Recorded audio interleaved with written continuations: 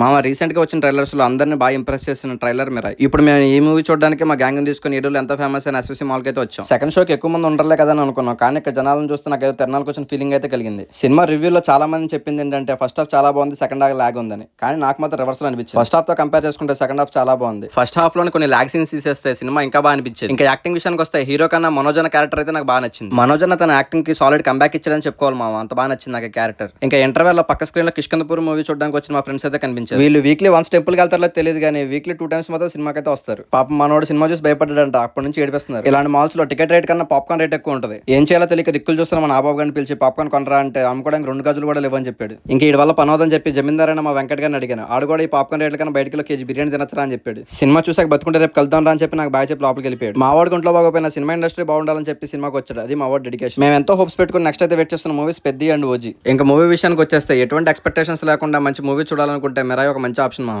End credit scenes మాత్రం miss అవుద్ది మామ. ఓవరాల్ గా ఈ మూవీ నాకు బాగా నచ్చింది మామ. మీరు కనుక ఈ సినిమా చూస్తుంటే మీకు ఎలా అనిపించిందో ఒకసారి కామెంట్ చేయండి.